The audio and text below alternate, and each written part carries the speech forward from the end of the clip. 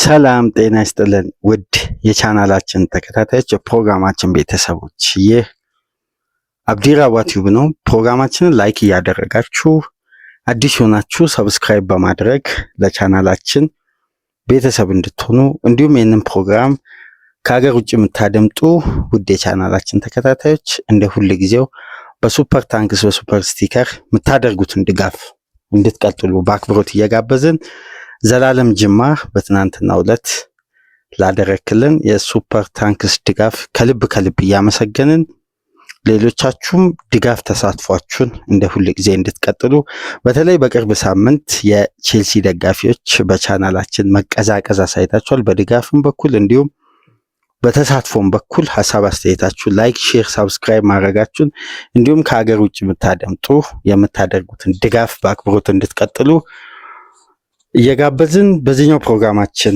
የምንመለከተው የኤንዞ ማሬስካ ቼልሲ በተከታታይ ባስመዘገበው ድል የደረጃ ሰንጠረዡን በማሻሻል አሁን ከቶፕ ፎር ጉዞ ፉክክር ራሱን ከጫና የሚያወጣበት እንዲሁም በቀጣይ ጨዋታ ስንቅ የሚሆነውን መልካም ውጤት በብዙ ክፍተትና በአንዳንድ ሁኔታዎች ቼልሲ እንደ ወትሮ ጨዋታውን በከፍተኛ ብልጫ ወይም ጨዋታውን ዶሚኔት አድርጎ አሳማኝ በሆነ መልኩ አሸነፈ የምንለው የቼልሲ እንቅስቃሴ ሳይሆን ቼልሲ ውጤታማ ቡድን ሆኖ በተስተዋለበት የሌስተሩ ጨዋታ በማርክ ኩኩሬያ ከረፍት በኋላ ባስቆጠሩት ብቸኛ ግብ ቼልሲ 1-0 በደረጃ ሰንጠረዥ 19ኛ ደረጃ ላይ የሚገኘው ሌስተር ሲቲን በስታንፎርድ ብሪጅ ማሸነፍ ችሏል። ከዚህ ጨዋታ ጋር በተገናኘ የተመዘገበው ውጤት እንደ ቡድን በወቅታዊ ሁኔታ ከገቡበት ጫና ተጫዋቾች በግል ብቃት እንዲሁም እንደ ቡድን እንቅስቃሴ ከገቡበት ውጥረት ለማገገም እንዲህ አይነት ድሎች ወሳኝነት አላቸው። ነገር ግን እንደዛ አሳምኖ በልዩ ብቃት ሙሉ የጨዋታውን ክፍለ ጊዜ ብልጫ ወስዶ ተጋጣሚን በማጥቃት በኩል በተለይ የተሻለ እንቅስቃሴ አሳይቶ ተጋጣሚ ላይ ብልጫ ወስዶ ማሸነፍ የሚችለው የኤንዞ ማሬስካ ቼልሲ ከዲሴምበር ወር በኋላ በውጤት መንሸራተት፣ በተጫዋቾች ጉዳት በከፍተኛ ሁኔታ የብቃት መውረድ ይስተዋል ነበር። ቡድኑም ለተከታታይ ጨዋታ ከድል ርቆ ነበር። አሁን ላይ ግን ቼልሲ ሳውዛምፕተንን፣ ኮፐንሃገንን፣ ሌስተር ሲቲን 3 ተከታታይ ጨዋታ ማሸነፉ በቡድን እንቅስቃሴና ስፕሪት ላይ የራሱ የሆነ ተጽዕኖ ፈጥሮ ቼልሲ የማሸነፊያ መንገዱ አሳምኖ የማሸነፊያ መንገዱን ባያገኝም ግን ወደ ድል ተመልሷል።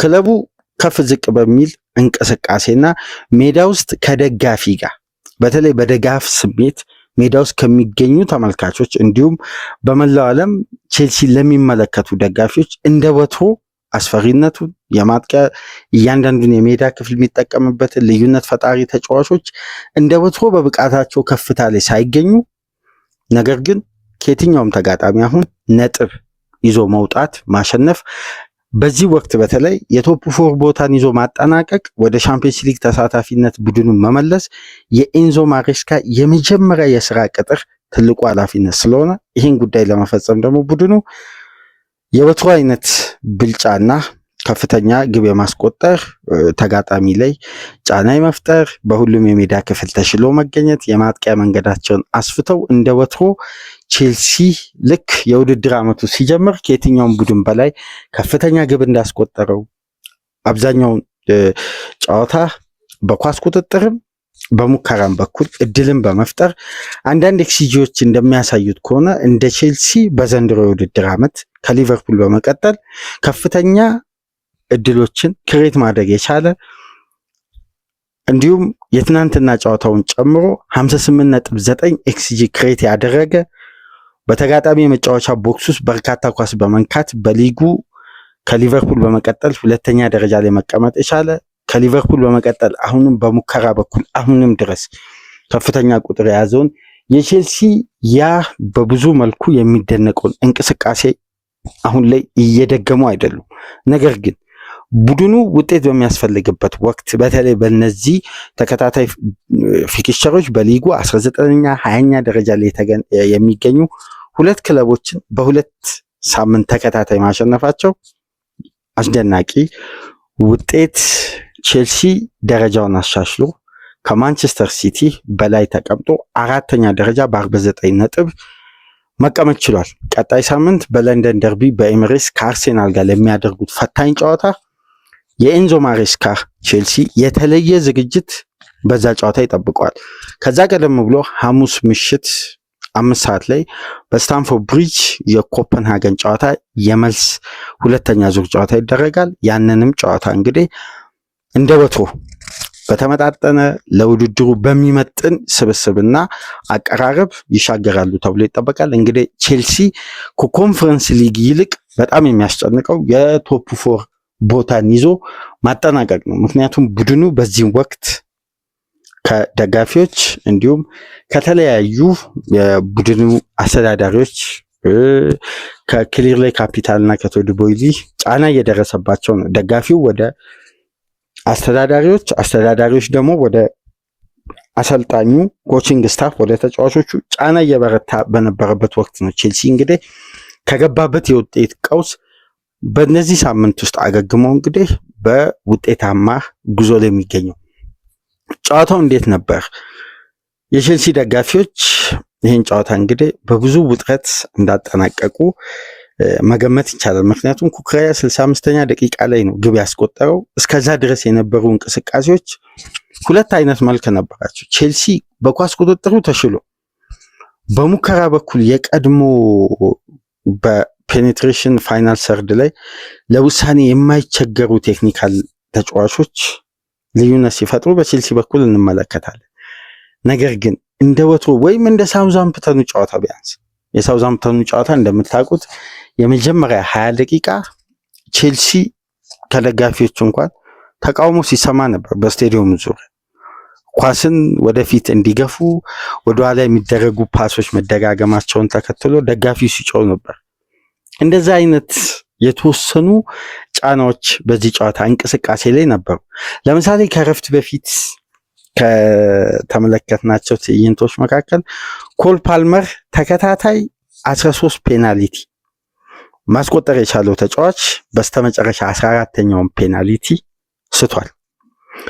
የፓልመር መሳት ሁለት ጉዳይ ነው በቼልሲ ቤት በድጋሚ ውጥረት ውስጥ የከተተው። አንደኛ ተጫዋቹ ለ9 ጨዋታ ግብም ሳያስቆጥር ርቆ ነው የሚገኘው። በተጨማሪም ግብ የሆነ ኳስ አመቻችቶ ካቀበለም ሰንበትበት ብሏል። ይህን ጫና ይህን ችግር ሊቀርፍ የሚችል ትልቅ አጋጣሚ ነው በዛ መሃል ማግኘት የቻለው። ነገር ግን በሌስተሩ ግብ ጠባቂ ተመልሶ ኳሷ ተሳተች። ፓልመር እንደ ተጫዋች በወቅታዊ ብቃት ሚዲያውም ይተቸዋል። አንዳንድ ጸሐፊዎችም በፓልመር በኩል ከዚህ ቀደም ለማድነቅ ቃላት የተጣለትን ተጫዋች በአንዴ እንግሊዞች ለመውቀስ እንግዲህ ትንሽ ክፍተት ነው የሚፈልጉት። ተጫዋቹ ገና እድሜው ገና የሚበስልበት ወቅት እንኳን የሚጠበቅ ገና ወጣት ተጫዋችን ቶሎ ለመተቸትና ተጋላጭ ለማድረግ ወደ ትችት ነው የሚያዘነብሉት እና ተጫዋቹ እንዲህ አይነት አጋጣሚዎችን ባለመጠቀሙ እንግዲህ ጫና ውስጥ በግሉ ገባ። ቼልሲ መውሰድ ያለበትን በጊዜ አድቫንቴጅ ሳይወስድ ቀረ። ይሄ ደግሞ በጨዋታው ላይ ቼልሲን በድጋሚ ወደ ሌላ የጨዋታ ፕላን ከመረጋጋት ይልቅ ጥድፊያ የተሞላበት እንቅስቃሴ፣ እነዚህ ጉዳዮች ደግሞ በስቴዲየሙ የታደሙ ደጋፊዎችን በይበልጥ ትዕግስት አልባ የሚያደርግ ቶሎ ቡድኑ ሪያክት እንዲያደርግ ለእያንዳንዱ እንቅስቃሴ ምላሽ እንዲሰጥ የደጋፊ ተቃውሞ ይቀጥላል። ያኔ የቡድኑ ሞመንተም ቅርጹን ይዞ ዝግ ባለ አጫወት በሪትም አሰልጣኙ በሚፈልጉት መንገድ እድሎችን ፈጥሮ ግብ እንዳያስቆጥር ተጫዋቾች ላይ በተናጠል ጫና ውስጥ ይገባል። ለምሳሌ ከሳውዛምፕተን ጨዋታ ጋር አንድ ጉዳይ አንስተን በአስደናቂ አስተያየታቸው ኤንዞ ማሬስካ ስንገረም ስንስቅ ነበር። ለምሳሌ በመጀመሪያ 25 ደቂቃ ቼልሲ በቶሲን አድረባዮ አማካኝነት መሪ እስከሚሆን ድረስ ምናስተውሰው በዛ ጨዋታ አንድ ጉዳይ ነበር። የግብ ጠባቂው የርጊንሰን ከራሱ የመጫወቻ ክልል አርቆ እንዲመታና ቢልዳፑን ለቡድን አጋሮቹ እንዳያስጀምር ደጋፊው ሲጮው ነበር። በዛ መሃል በአጋጣሚ ሆኖ የሳውዛምፕተን ተጫዋች ጉዳት ያጋጥመዋል፣ ጨዋታው ይቆማል። የርጊንሰንን ጠርተውት ኤንዞ ማሬስካ ኳስን ምጠልስ ከሆነ ከጠለስክ በኋላ ሁለተኛ ዙር እንቅስቃሴ አታገኝም፣ ትቀየራለህ የሚል ቀጥተኛ ትዕዛዝ ነው የሰጡት። አንድ ኳስ ከጠለስክ ትቀየራለህ ብለው ነው ማስጠንቀቂያ የሰጡት። ደጋፊው ደግሞ በተቃራኒው ተጫዋቹ ጠልዞ ፋይናል ሰርድ ቼልሲ ይሄ ትዕግስት አልባ ስለነበር ደጋፊው እንቅስቃሴውን በእርግጥ ትዕግስት የሚያሳጣ ነበር። ዝግ ያለ ወደኋላ የሚደጋገሙ ፓሶች ይበዙ ነበር። ግን አንዱ የጌም ፕላን ነበር ለቼልሲ በእለቱ። ልክ እንደዛ ጨዋታ እንግዲህ በተመሳሳይ ሁለተኛው 45 እንደጀመረ ወደ 56 57ኛ ደቂቃ ላይ አስተውላችሁ ከሆነ ከግቧ እንቅስቃሴ የተወሰኑ ደቂቃዎች ቀደም ብሎ ኤንዞ ፈርናንዴዝ በጨዋታው ሁለት ኳስ ከዊስሊ ፎፋና የተቀበለውን ወደ ፋይናል ሰርድ ማስኬድ የሚችለውን ፖዚሽን እዚህ ጋር እንግዲህ የአሰልጣኙ ታክቲክ ቢልድአፕ ብቻ ወሳኝነት የለውም። ምክንያቱም ተጫዋቾች አድቫንቴጅ ካገኙ ቴክ አድቫንቴጅ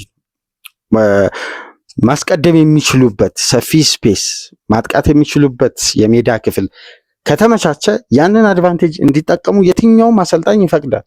ከባክፓስ ይልቅ አድቫንቴጁ ወደ ፋይናል ሰርድ የመግባት አቅሙ ከጨዋታው ፖሴሽን እና እንቅስቃሴ አንጻር ምቹ ከሆነ ያንን አድቫንቴጅ እንዲጠቀሙ ያስገድዳል። ይሄ አብዛኛውን የእግር ኳስ ፍልስፍና የሚያስማማ ነው። ነገር ግን ኤንዞ ፈርናንዴዝ ሁለት እንቅስቃሴ በአንደኛው ቀደም ብዬ እንደነገርኳችሁ አድቫንቴጅ ያለው ፋይናል ሰርድ የመግባት እንቅስቃሴ፣ በሁለተኛው ደግሞ አድቫንቴጅ የሌለው ነገር ግን ከደቂቃዎች በኋላ የተደገመ ፖዚሽን ወደኋላ የተመለሰ ሁለቱም ኳስ በኤንዞ ፈርናንዴዝ አማካኝነት ወደኋላ ነው የተመለሰው። ነገር ግን ከሁለቱ እንቅስቃሴዎች አንዱ የመጀመሪያው እንቅስቃሴ ኤንዞ ፈርናንዴዝ ፋይናል ሰርድ ኳሱን በደንብ በጥራት ፓስ ማድረግ ይችላል። ፓልመር እና ኔቶ ተቀራራቢ ፖዚሽን ላይ ቆመዋል። መስጠት የሚችለውን ኳስ ነው የመለሰው። ግን በሁለተኛ ዙር ሲደገም ደጋፊው ልክ እንደ ሳውዛምፕተኑ ድምፅ አሰማ። ተቃውሞ ቼልሲ እንዲያጠቃ በተለይ ከረፍት በፊት ፔናልቲ ስተዋል፣ በርካታ እድሎችን አልተጠቀሙም። እንደነዚህ አይነት ጉዳዮች ወራጅ ቀጠና ክለብ ጋር አንድ ቡድን እንዲህ አይነት ፍልሚያ ሲያደርግ ትንሽ ስህተት ትንሽ አጋጣሚን አለመጠቀም ለተለያዩ አደጋዎች ስለሚያስከትል ክለቡ በእንዲህ አይነት ጫና ውስጥ ገብቶ ነበር። ከዛ በኋላ በድጋሚ እንደ ሳውዛምፕተን ጨዋታ ደጋፊ ተቃውሞ ድምፁ ማሰማት ጀመረ በከፍተኛ ሁኔታ። በዛ ወቅት ልክ እንደዚህኛው አጋጣሚ ዳኛው በአንድ እንቅስቃሴ ኳሱን ሲያስቆሙ በቀጥታ ኤንዞ ማሬስካ ለኤንዞ ፈርናንዴዝ ሜዳ ውስጥ ሆኖ ትዕዛዝ ነው የሰጡት። አንድ ኳስ ትጠልዝና ወደፊት አለአግባብ ሰፊ ስፔስ ላይ ረጃጅም ፓስ ታደርግና ተቀይረ ትወጣለህ የሚል ማስጠንቀቂያ ቀጥታ የሰጡት ያውም ለአምበሉ። ይሄ የሚያሳየን ቼልሲ በአዲሱ ጌም ፕላን እንደተረዳ ነው። ከዚህ አስተያየት እንኳን ብንነሳ አዲሱ የጨዋታ መንገድ ትዕግስትን የሚጠይቅ ቡድኑ መታገስን እንዲለምድ ማለት በአንድ ወቅት ባላንስ ኦፍ ዘ ጌምን የተረዳ ቡድን ብለን ስናደንቅ የነበረው ያኔ ለባላንስ ኦፍ ዘ ጌም ምቹ የነበሩ እንቅስቃሴዎች መካከል የአማካዩ ሮሜዮ ላቪያ መኖር ቡድኑን ለፔኔትሬሽን እግር ኳስ በተለይ ለኮል ፓልመር በሁለቱም ዊንግ የተሳካ የፖዚሽን የማጥቃት እንቅስቃሴና ስሩፓስ እንዲሁም ሴንተራል ፕሮግሬሽን እንዲኖረው ይሄ ጨዋታ ፕላን ወሳኝነት ነበረው። አሁን በቦል ኬሪ በኩል ቼልሲ ቤት ደከም ያሉ አማካዮች ነው ያሉት። ከሮሜዮ ላቪያ ብዙም በቦል ኬሪ በኩል የተሻሉ ተጫዋቾች አይደሉም በኳሊቲ ምንም እንኳን አስደናቂ ብቃት ቴክኒክ ያላቸው ሁለት አማካዮች ቢሆኑም ኳስን ተቆጣጥሮ ከተጋጣሚ እንቅስቃሴ ኳሷን ጠብቆ ምቹ ስፔስ ፈጥሮ ኳሶችን የሚያሻግር ቴክኒካሊ ተጫዋች ምናልባት አንዳንድ የኤንዞ ፈርናንዴዝ ረጃጅም ፓሶች ካልሆኑ በስተቀር ይሄ በቦል ኬሪ በኩል ምናልባት በፕሪሚየር ሊጉ ከሚገኙ አማካዮች ውስጥ ከአንድ እስከ 5 ሊስት ቢደረግ ሮሜዮ ላቪያ ሊኖር ይችላል በዚህ ቴክኒኩ በኩል። በዛ ወቅት ቼልሲ በዚህ ቢልድአፕ የተሻለ ስለነበር እንዲህ አይነት እንቅስቃሴዎች ለባላንስ ኦፍ ዘ ጌም ምቹ ነበሩና ቼልሲ በመልሶ ማጥቃት አስደናቂ ስሩ ፓሶች ከፓልመር ወደ ኒኮላስ ጃክሰን በፈጣን ሽግግር ይገናኙ ነበር። ትላልቅ እድሎችን ለመፍጠር ቡድኑ ክፍት በሆነ እንቅስቃሴ ጫና ለመፍጠር አይቸገርም። አሁን ግን ፋይናል ሰርድ ላይ ቴክኒካሊ በሰው ቁጥር እኩል ይሁን እንጂ የኒኮላስ ጃክሰን ጉለት የቦል ኬር አማካይ ስፍራ ማጣት ቼልሲን ባላንስ ኦፍ ዘ ጌምን እንዳይተገብር ውጥረት ውስጥ ከቶታል። ስለዚህ ይሄ ቡድን ወደ ትዕግስት ያለው እንቅስቃሴ እንዲያዘነብል አስገዳጅ የታክቲክ ለውጥ ውስጥ ከቶታል። አሁን በቅርብ ሳምንት በደንብ የቼልሲን ጨዋታ ደጋግሜ መልሼ ስመለከት ሃይላይቶችንም ትላልቅ ጨዋታዎችንም ድጋሚ ስመለከት ቡድኑ ተጋጣሚ ላይ ኳስ ቁጥጥር ብልጫ ይወስዳል ካለፈው ጊዜ በላይ። ፋይናል ሰርድ የተሳኩ ሙከራዎችን ያደርጋል። በደንብ የተሳኩ ሙከራዎችን ፋይናል ሰርድ ላይ በተሳካ ሁኔታ ማጠናቀቅ ይችላል። ግን በግብ ታጅቦ እንደ ወትሮ ማያሸንፍበት የተለያዩ ፖይንቶችን ስመለከት አንደኛ ትራንዚሽን ሞመንት ክሬት ለማድረግ ቡድኑ ከቦል ኬር ጋር የተሳኩ ቆይታዎችን ማድረግ የቻሉት ሁለቱ ተጫዋቾች ተጎድቶ ቆይተዋል። ዊስሊ ፎፋና እና ሮሜዮ ላቪያ። ገና ፎፋና ሲመለስ ግን ለምንድነው የቼልሲ ተከላካይ ክፍል ሳይረበሽ በተለይ በጨዋታው 46 የተሳኩ ቢልዳፖችን ማድረግ የቻለው? በጣም በሚያስገርም ሁኔታ ቼልሲ ካለፉት 11 ጨዋታዎች በሶስቱ በተሸነፈበት ወቅት የተሳካ ቢልዳፕ ሞክሮ ማሳካት የቻለው 49.6 በመቶ ነው። ግማሹን እንኳን አልደረሰም ነበር። በቢልዳፕ በኩል በተለይ ሚድ ሰርድ ላይ በተደጋጋሚ ቼልሲ ኳስ ይነጠቅ ነበር። ፋይናል ሰርድ ላይ ከገባ በኋላ ደግሞ ቡድኑ ፔኔትሬሽን የሌለው ነገር ግን ፖሴስ እያደረገ ረጅሙን ደቂቃ ይፈጅ ነበር። በእሁዱ ጨዋታ ግን እንዲህ አይነት ችግሮች ቢያንስ በአንዱ ተጫዋች መመለስ ኢፌክቲቭ ለመሆን የተወሰኑ ሂደቶች ዳግም ወደ ሪትም እስከሚመጣ እንጂ መሻሻሎች በአንድ የተጫዋቾች ወደ ሜዳ መመለስ፣ በተከላካዩ በኩል የታየው መረጋጋት፣ አማካዩ ምንም እንኳን ተደጋጋሚ ፓሶች አንድ አይነት እንቅስቃሴዎች ለማድረግ መጣራቸው ለተጋጣሚ ስትራክቸር ምቾት ቢፈጥርም ተደጋጋሚ ሙከራ አንዳንዴ ተደጋጋሚ ጥረቶች የሚፈጥሩት ልዩነት አለና በእነዚህ እንቅስቃሴዎች መሃል የአጥቂው ክፍል ግብ ለማስቆጠር ወይም የተገኙ እድሎችን ወደ ግብ ለመቀየር ያለው አቅም ሲዳከም እንደ ማርክ ኩኩሬያ አይነት አስደናቂ የግራ ፉልባክ ተጫዋች እንግዲህ በቼልሲ ቤት በዘንድሮ የውድድር ዓመት ካየናቸው ትላልቅ በጎ ጉዳዮች መካከል አንዱ የዚህ ተጫዋች ወጥ የሆነ ብቃት ነው።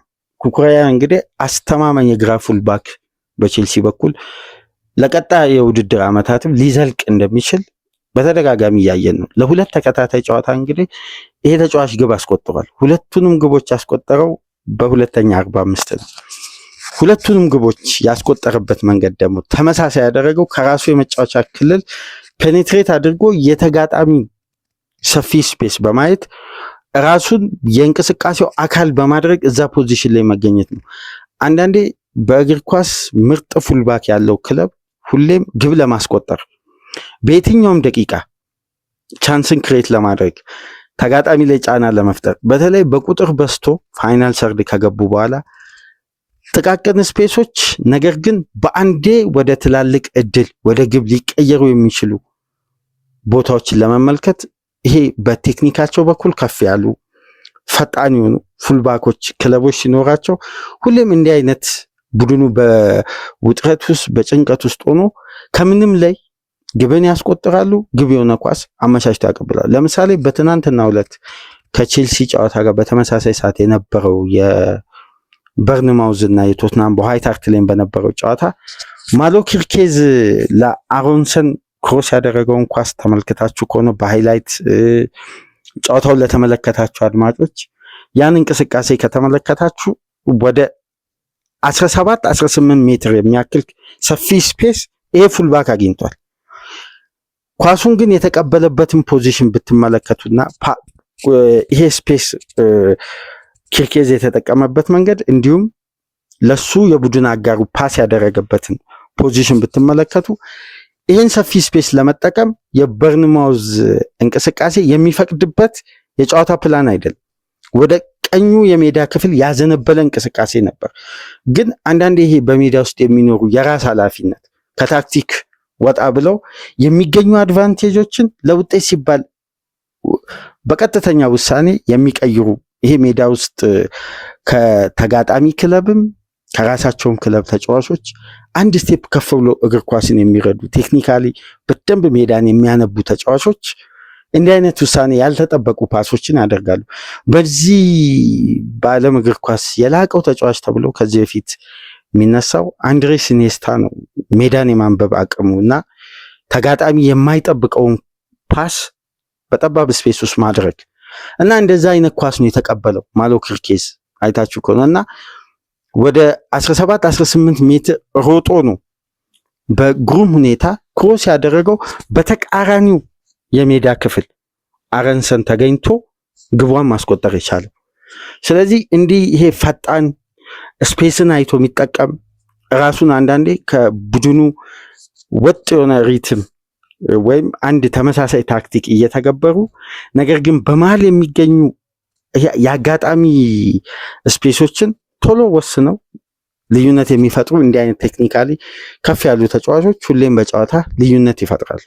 ከኩክሬያ የተመለከትኩት እሱ ነው። በእሁድ በተደረጉ ጨዋታዎች የግራ ፉልባክ ተጫዋቾች ልዩነት ነበሩና ማሎ ኪርኬዝ በተመሳሳይ መልኩ እንዲህ አይነት ስፔስ ተጠቅሞ አሲስት ሲያደርግ ኩኩሬያ በግሩም ሁኔታ ከኤሪያ ውጪ በአስደናቂ ሹት ነው ቼልሲን ጣፋጭ 3 ነጥብ እንዲያገኝ ያስቻለችዋን የጨዋታውን ብቸኛ ግብ 65ኛ ደቂቃ ላይ ማስቆጠር የቻለው። አሁንም ቼልሲ የተወሰኑ ሂደቶች ክፍተቶች አሉ።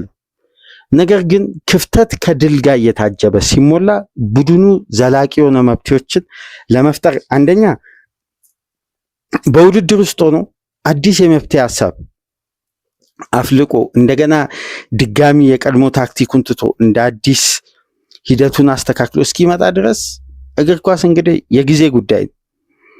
ከጊዜው ጋር እኩል የማይጓዝ ቡድን አሰልጣኙንም ተጫዋቹንም ሰለባ ያደርጋል። ትላልቅ ስፖንሰሮች ከሜዳ ውጭ ያሉ ትላልቅ ማስታወቂያዎች አሉ፣ የዝውውር ክፍያ አለ። እያንዳንዱ ውጤት ከሜዳ ውጭም በሜዳ ውስጥም ያለውን ጉዳይ ፋይዳ ያለው። ስለዚህ ትዕግስት አይኖርም። አሰልጣኞች ይሰናበታሉ።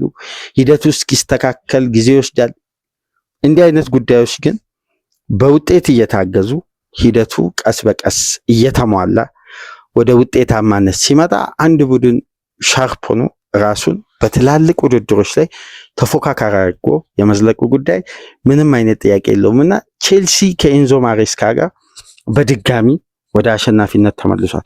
ይሄ ጨዋታ እንግዲህ ለኤንዞ ማሬስካ ምንም እንኳን ከየትኛውም ተጋጣሚ ጋር ቢሆን ከደርቢ ካውንቲ ጋር ቢሆን ቼልሲ ስላገኘው 3 ነጥብ እንጂ ስለ ተጋጣሚ አይነት መመልከት ብዙም አሳማኝ አይመስለኝም። ምክንያቱም ቼልሲ የገባበት የውጤት ቀውስ ቡድኑ የሚያስፈልገው 3 ነጥብ እንደ ቀድሞ 3 ነጥብና ከ3 በላይ ግቦችን የሚያስቆጥረው ቼልሲ ቢሆን በእርግጥ በአንድ ግብ ልዩነት ማሸነፉ በጠባብ ውጤት ድል ማድረጉ ቼልሲ ከዚህ በላይ ግብ ማስቆጠር ነበረበት። ተጫዋቾቹ ከጥሬ በኋላ መዳከም አሳይቷል ብለን ልንተች እንችላለን። ግን ቼልሲ የሚያስፈልገው አሁን ላይ 3 ነጥብን አሳክቶ የአራተኛን ደረጃ ይዞ አንደኛ ተፎካካሪ ክለቦች ላይ ጫና ማሳደር እንዲሁም ለራሱም የተሳካ የቶፕ 4 ጉዞ ለማድረግ እንዲህ አይነት ጨዋታዎች ላይ በውጤታማነት ማጠናቀቅ የግድ ይል ነበር። ይህንንም እንግዲህ በ1-0 ድል ወደ አራተኛ ደረጃ ቼልሲዎች ማለፍ ችሏል። በዚህ ጨዋታ ሌላ መነሳት ያለበት ጉዳይ ሌላኛው ጉዳይ እንግዲህ የዊስሊ ፎፋና ወደ ሜዳ መመለስ ነው። ይሄ ተጫዋች እንግዲህ ከረጅም ጊዜ በኋላ ነው ወደ ሜዳ የተመለሰው። እንደምታስታውሱት በዲሴምበር አጋማሽ ነው በጠንካራው ሃርምስትሪንግ ተጎድቶ የቼልሲ ውጤት መንሸራተት ሲጀምር ይሄ ተጫዋች ጉዳት አጋጠመው።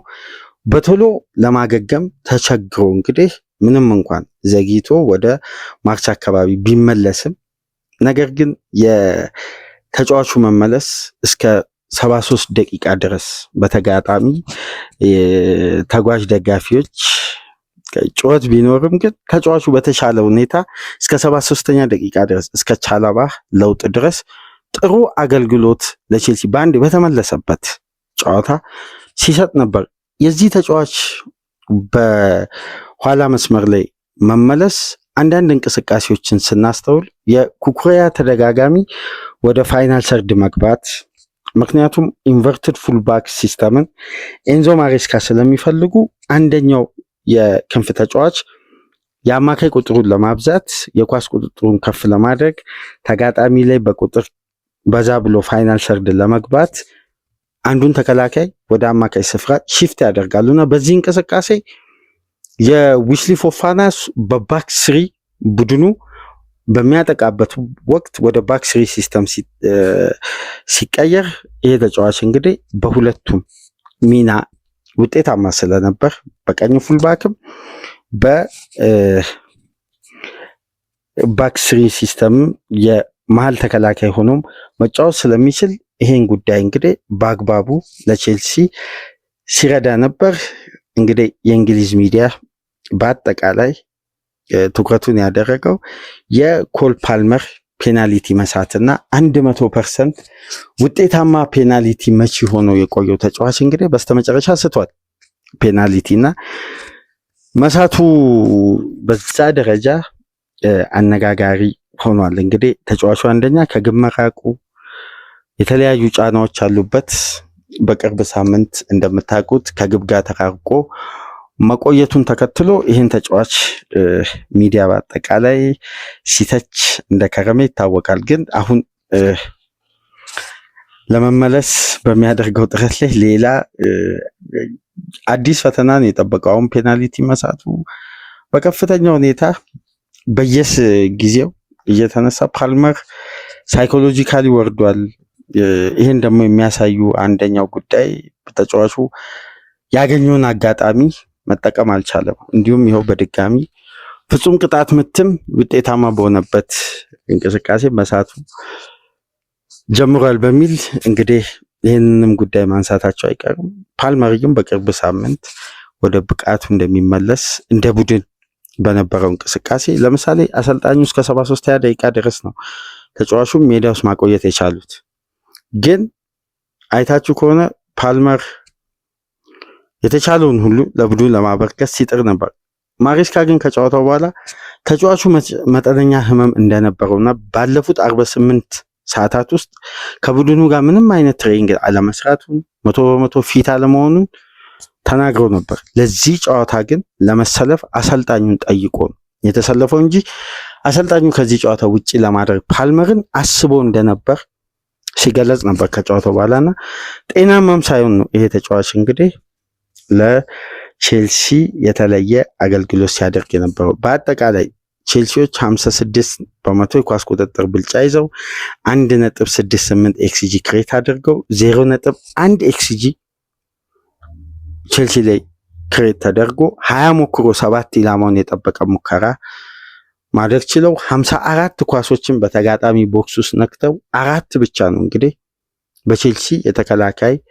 በቼልሲ የመጫወቻ ክልል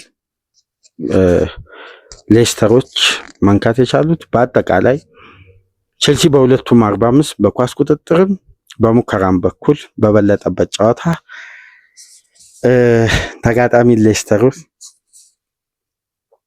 1-0 አሸንፎ የደረጃ ሰንጠረዡን በማሻሻል እንግዲህ 4ኛ ደረጃ ላይ ተቀምጧል። በቀጣይ ለሚደረግ የቶፕ 4 ፉክክር የሻምፒየንስ ሊግን ቦታ ይዞ ለማጠናቀቅ የኤንዞ ማሬስካ ቡድን ትልቅ ፈተና ይጠብቀዋል። ቀጣይ በፕሪሚየር ሊግ፣ በኤሚሬትስ ከዛ በፊት ደግሞ በኮንፈረንስ ሊግ በጥሎ ማለፍ ጨዋታ በስታንፎርድ ብሪጅ የሚያደርጉት ጨዋታ ይጠበቃል። የቼልሲ ደጋፊዎች እንኳን ደስ አላችሁ። በተከታታይ 2 የፕሪሚየር ሊግ ጨዋታ ቡድኑ ማሸነፍ ችሏል። ይሄ ውጤታማነት ያዝልቀው ነው የምንለው። ፕሮግራማችንን ላይክ አድርጉ።